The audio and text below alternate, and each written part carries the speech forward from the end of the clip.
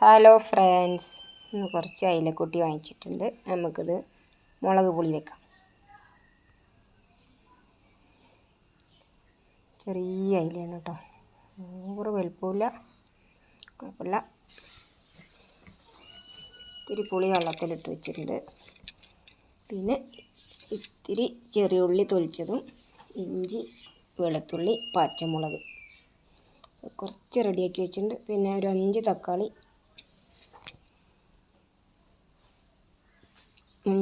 എടുത്തിട്ടുണ്ട് കേട്ടോ.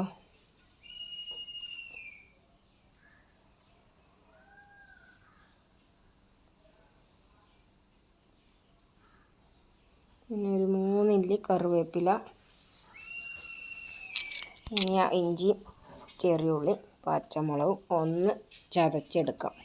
നമ്മുടെ അമ്മി തന്നെ ചതക്കാട്ടോ. മിക്സിയിലിട്ടാൽ അങ്ങനെ അരഞ്ഞു പോകും, അപ്പോൾ ഒന്ന് ഒതുക്കിയെടുക്കാനേ പാടുള്ളൂ.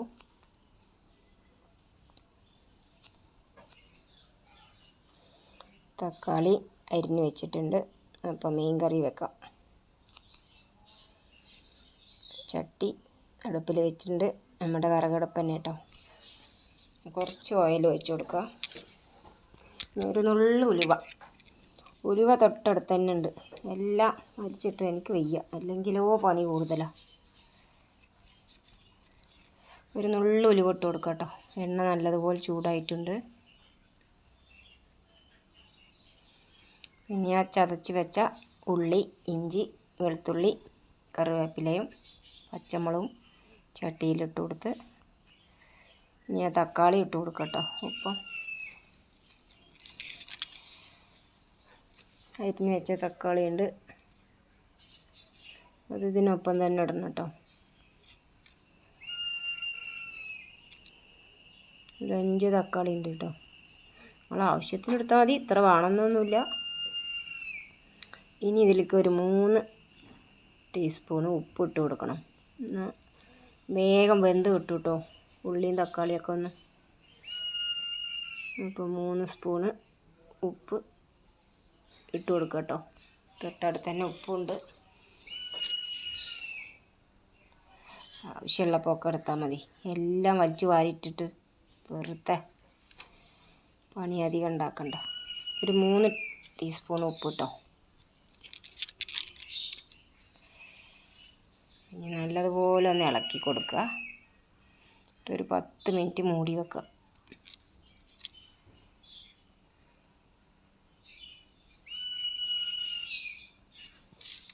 തുറന്ന് നോക്കാം. അപ്പോൾ ഉള്ളിയൊക്കെ വെന്ത് തുടങ്ങി. ഇനി മല്ലിപ്പൊടി, മുളക് പൊടി, മഞ്ഞൾപ്പൊടി കുറച്ച് ഇട്ട് കൊടുക്കാം.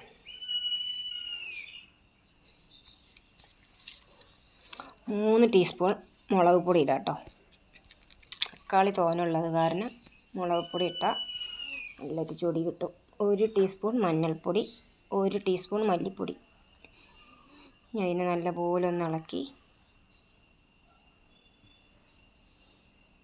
ഇനി ആ കലക്കി വെച്ച പുളിവെള്ളം അതിലേക്ക് ഒഴിച്ചു കൊടുക്കുക.